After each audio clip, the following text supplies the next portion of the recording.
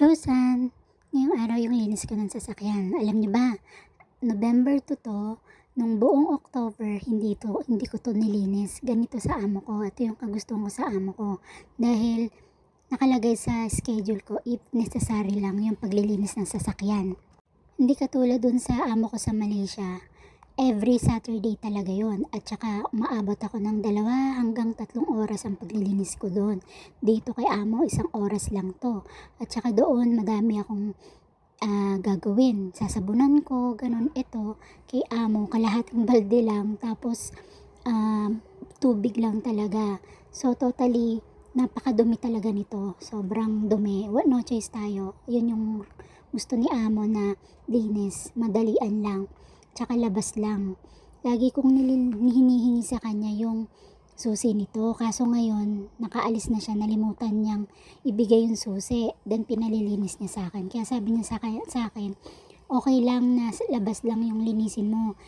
Tapos sinabihan ko siya, hindi ko nalinis yung bubong kasi madumi din yung bubong.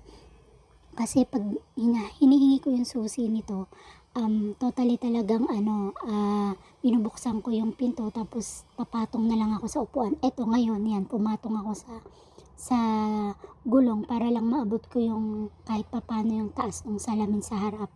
Kasi napakadumi niya talaga. Ayan. Tapos yung cellphone ko, napakalayo niyan eh. Kaya, syempre, pero nag-e-enjoy ako. Alam niyo ba, pag naglilinis ako ng mga sasakyan ng mga boss ko, lagi kong pinagpipray. Sana, walang araw, yung sasakyan na lilinisin ko ay akin na. Diba? Walang imposible kay Lord. Pray lang ng pray. Work hard. Malay natin, sa susunod na linis natin, sasakyan na natin at nandyan na nag-for good sa Pinas. Walang araw, magbubunga din yung hirap at pagod. Ngayon, tinutuyo ko na siya. Yan, para kumintab. Yan, tinutuyo ko siya. Pero hinuhuli ko yung gulong. Kasi nga, natuto akong maglinis dun sa amo ko sa Malaysia. Kasi, yung buhangin yan, tapos ipupunas ko sa katawan. So, magkakascratch siya. Kaya katulad nito, ito lang yung aking panlinis. Kaya, yan, talagang hinuhuli ko yung gulong tsaka yung pinakailalim ng katawan nito. Yan. Ayan, na problema talaga kung paano lilisin yung taas.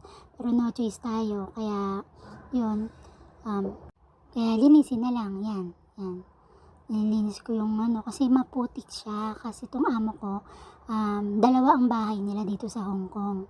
So, kaya every Saturday ng gabi wala sila sa bahay. Ako lang. And then, or minsan nagpapaiwan yung alaga ko. Kaya kaming 2 lang tuwing Sabado sa bahay. Kaya pag Sabado nililinis, ginadala nitong sasakyan. Kaya yan. Pero hindi ko every Saturday nililinis to. Pag gusto lang palinis ni amo, dun niya lang papalinis. Pero yung loob nito malinis talaga. Kasi malinis naman sila sa bahay, malinis sila sa mga bagay. Ito talaga yung nagustuhan ko sa amo ko. Walang arte din sa mga paglilinis. Kasi nakita niyang pulido naman yung linis ko. Kasi pag sanay ka na talaga at mahal mo yung ginagawa mo, nag-e-enjoy ka, talagang masasatisfied yung boss mo. Kaya sa mga kababayan ko dyan, pray lang. Yan, tapos na ako. Yan, hanggang dito na lang. Bye-bye. Ingat po kayo.